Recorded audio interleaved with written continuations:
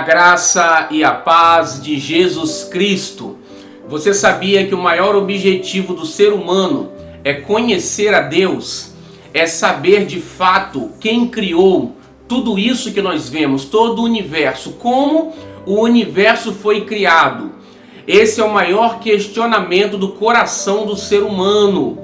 E Jesus Cristo veio revelar o Pai. A Bíblia deixa de maneira muito clara para nós que Cristo é a manifestação exata da pessoa do Pai. E o próprio Cristo disse isso e nós vamos ver aqui.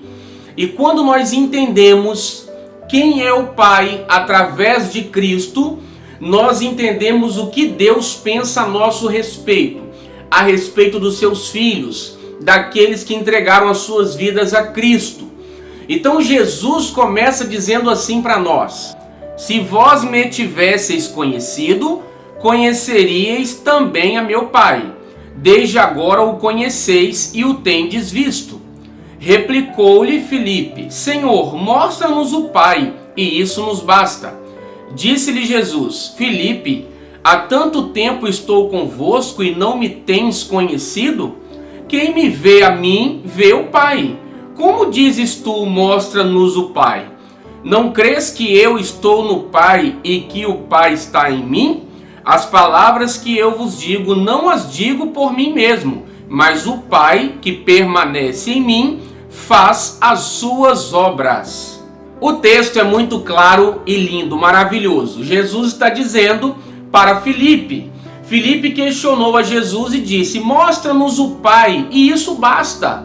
Não precisa Jesus falar mais nada, fazer mais nada, só mostra o Pai para nós. E Jesus então se mostra surpreso, dizendo: Filipe, eu estou há tanto tempo com vocês e você diz: mostra-nos o Pai? Quem vê a mim, vê o Pai. As palavras que eu digo, eu não digo de mim mesmo, mas é o Pai quem me deu as palavras. As obras também, Filipe, que vocês estão vendo, eu curando a todos, na verdade são obras do Pai. Então Jesus veio mostrar o Pai como? Pelas suas atitudes, pelo seu amor, pelos seus milagres, suas curas. Então, se a gente quer conhecer o Pai, devemos olhar para o ministério de Jesus.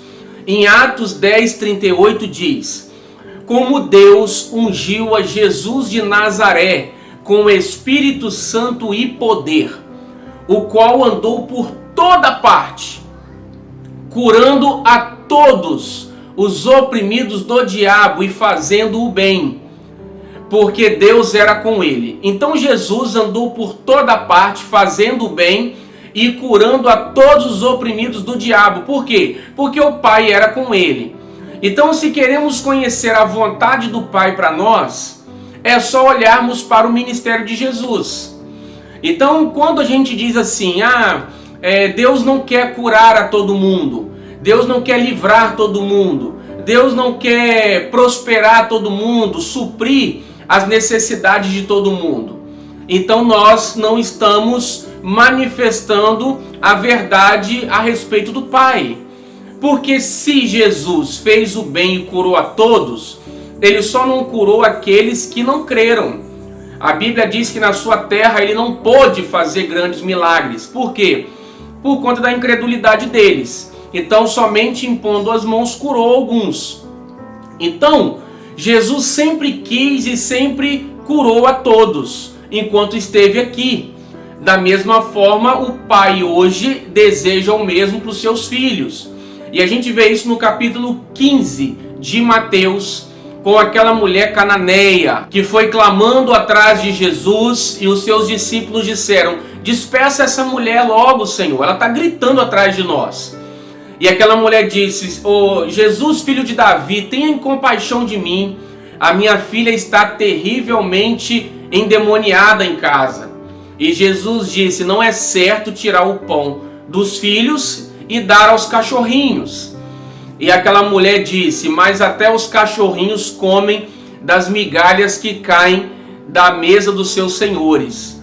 E Jesus disse: mulher, grande é a tua fé, seja feito como você quer. E desde aquela hora a filha dela foi curada.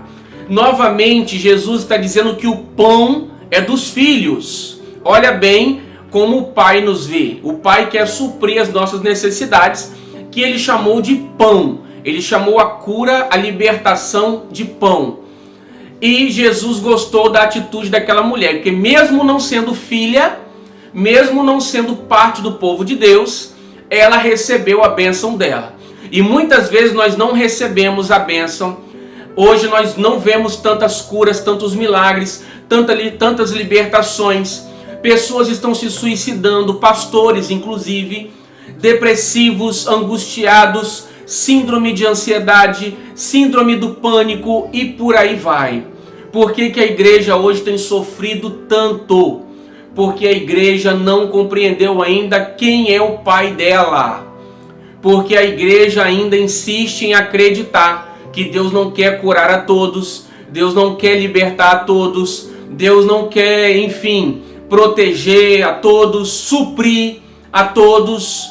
Então a igreja permanece como escrava e não vive a herança dos filhos. O irmão do filho pródigo, dificilmente você vai ouvir o que eu vou dizer agora. Mas o irmão do filho pródigo, quando o seu irmão foi encontrado, voltou para a casa do pai, e o pai o abençoou, honrou o seu irmão que estava perdido, o irmão do filho pródigo não aceitou. Ele disse: pai, eu estou sempre com o Senhor, eu trabalho como um escravo para o Senhor, e o Senhor nunca me deu um cabrito para festejar com os meus amigos. E esse seu filho que desperdiçou tudo com as meretrizes, o Senhor mandou matar um novilho cevado. Sabe o que esse pai respondeu para o filho dele? O pai ali está representando Deus. E o irmão que fica, ele está representando aqueles que permanecem com o Senhor, servindo ao Senhor na igreja. Então o que Deus responde para esse irmão? Ele diz assim: meu filho, você está sempre comigo, e tudo que é meu é seu. Mas esse seu irmão estava perdido e foi encontrado, estava morto e reviveu. Então vejamos que tudo que é do nosso Pai é nosso. Se esse irmão, se esse filho não matou um novilho cevado e festejou com seus amigos, foi porque ele não quis, foi porque ele não entendeu aquilo que já pertencia a ele. Mas ele se via como um escravo. Ele disse: eu tenho trabalhado como um escravo para ti. Então às vezes a gente está vivendo assim, servindo ao Senhor como escravos, não como filhos e donos de tudo. Então por isso nós não desfrutamos daquilo que nos pertence. Também um outro texto está em Romanos 8,15, que diz assim: nós não recebemos o espírito de escravidão para permanecermos atemorizados, mas vocês receberam o espírito de adoção, pelo qual clamamos: Abba, Pai. Então aqui Paulo está dizendo o quê? Que o espírito de temor é um espírito de escravidão, que aprisiona as pessoas. Mas os filhos de Deus não precisam viver atemorizados. E por esse Espírito que nós recebemos, o Espírito Santo, nós clamamos: Abba, Pai. Mostrando que o nosso Pai não quer que vivamos atemorizados. Mas é claro, nós somos corrigidos pelo Senhor. A Bíblia diz em Hebreus 12 que Ele nos corrige como Pai. E para que Deus nos corrige? Para que participemos da sua santidade. Então quando Deus corrige a gente, não é para a nossa destruição, mas é para que participemos da sua santidade, ou seja, para a nossa santificação, e não para a nossa destruição. Por isso, nós sempre devemos esperar o quê? A cura, a libertação. Porque nesse mesmo capítulo 12 de Hebreus diz que quando Deus nos corrige, nós não podemos ficar prostrados, mas devemos nos levantar para que aquele que esteja manco não morra, não caia, mas seja curado. Então Deus quer que sejamos curados sempre, porque o pão é dos filhos. Ele libertou, curou aquela menina porque a mãe insistiu e creu no amor do pai, no amor de Deus, e assim ela recebeu a bênção. E nós? Será que nós conhecemos o nosso Pai de verdade? Que Ele sempre irá nos livrar? Ele até poderá deixar que sejamos provados, mas Ele sempre vai nos livrar, porque Salmo 34 diz: muitas são as tribulações do justo, mas Deus de todas o livra. Então Deus sempre quer livrar o justo. Aí alguém vai dizer: ah, mas e os mártires? E os apóstolos que morreram martirizados? Então eu pergunto para você: você tem sido um mártir? Se você for perseguido pelo Evangelho e morrer por causa do Evangelho, amém, Deus vai te honrar na eternidade. Mas se a situação não é essa, se não é pelo Evangelho que você está sendo perseguido, se não é pelo Evangelho que você possa ser morto, então tudo que vai além disso não é vontade do Pai para você. Pode ser, como eu disse, uma correção, mas Deus não quer nos corrigir dessa forma.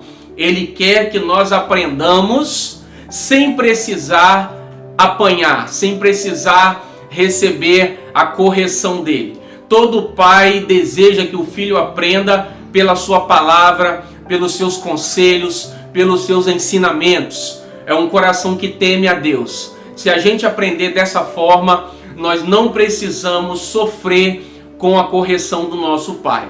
Deus te abençoe. Até o nosso próximo vídeo. Amém.